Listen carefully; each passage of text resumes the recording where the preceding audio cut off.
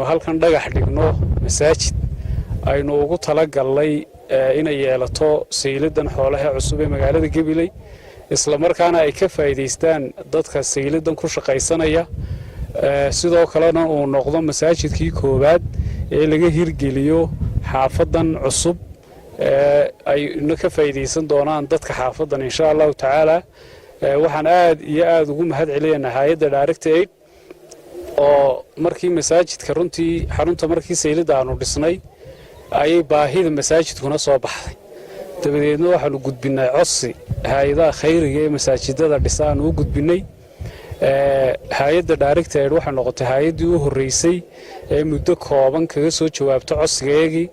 aad iyo aad baan ugu mahad celinaynaa maantana waa taasoo la dhagax dhigayaa hay'adda runtii aad iyo aad baan ugu mahad celinaynaa Ilaahay idinka abaal mariyo waa goob cibaado oo aad u khayr badan oo dadkan halkan ku shaqaysanaya adduunkoodii iyo noloshoodii kala soo baxayana aad ugu fudaydina sadayna Ilaahay waajibaadkoodii ay gutaan Ilaahay insha Allah taala waxaan dhagax dhigi doonaa masaajid laga dhisi doono saylada cusub ee magaalada Gabiley oo ay dhisi doonto hay'adda Direct Aid oo ka shaqeysa arrimaha bulshada iyo arrimaha diinta labadaba hay'adda Direct Aid waa hay'ad loo aasaasay in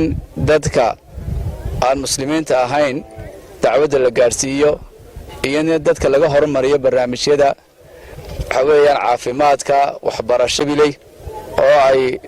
dhisi doonto hay'adda Direct Aid oo ka shaqeysa arrimaha bulshada iyo arrimaha diinta labadaba hay'adda Direct Aid waa hay'ad loo aasaasay in dadka aan muslimiinta ahayn dacwada la gaarsiiyo iyo in dadka laga horumariyo barnaamijyada caafimaadka waxbarashada ceelasha masaajidada iyo horumarinta bulshada ayaa loo aasaasay haddaanu nahay hay'adda Direct Aid runtii farxad weyn bay noo tahay inaanu runtii qayb ka noqono ama aanu ka soo jawaabno baaqii iyo codsigii noo soo diray maayarka magaalada Gabiley aad baanu ugu faraxsanahay baaqiisi iyo codsigiisi Ilaahay inuu nagu asturo annaga runtii maayarka sharaf weyn naga mudan yahay ka hay'adahan oo halkan maanta aynu ku dhagax dhigano dhismayna ku bilaabnayo masaajid cabirkiisu yahay 15 lagu dhiftay 10 insha Allah taala Direct Aid gobolka runtii qayb laxaadle ama kaalin weyn bay kaga jirtaa waxaan leeyahay dadka runtii suuqan xoolaha ka ganacsanaya iyo dadka deegaankaba ah waxa la gudboon iyaga doorkiga aadan waxa weeyaan tabaaraka wa taala baan ugu mahadnaqaynaa nicamkiisa raacaya maalinba nooc ka mid yahay ayna soo booqanayaan ay noo imanayaan masaajidaduna runtii waa nicmooyinka ugu waaweyn ee Ilaahay bixiyo inaan Ilaahay tabaaraka wa taala ugu mahadnaqno oo aynu dhowrano oo aynu ku cibaadaysano baa runtii kelmadda halkan igala gudbooni maanta aniga ay tahay ugu horeeyo gudoomiyaha gobolka Gabiley Maxamed Amiin oo ka gudtay waajibkiisii maayar ahaaneed oo baahi loo qabo masaajidka oo u baahnaa saylada iyo inta xagga degtay deegaankaada uga soo jiiday hay'adaas Ilaahay khayr ka siiyay anay waa uga gurigii Ilaahay ayaa daryeelaya intii ka soo anay qayb gashay wax ka soo qabatay Ilaahay ka abaal mariyo inteena anay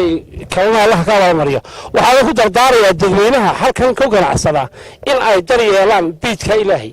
masaajidka waxa wadada islaamka wadada islaamka in masaajid loo dhiso way ku haboontahay madaxda degmada gobolka dhammaanba sharaf bay mudan yihiin iyo hay'adda dhisasaba waxaan ugu mahadnaqaynaa masaajidka dadka islaamka loo dhisayo in si fiican dadku uga faa'iideysto goobtaas saylada balaadhada Allah inoo dhisay inaynu ka faa'iideysano ku cibaadaysano ayaa loo baahan yahay maskiidkana loo dhisay aad baan ugu faraxsanahay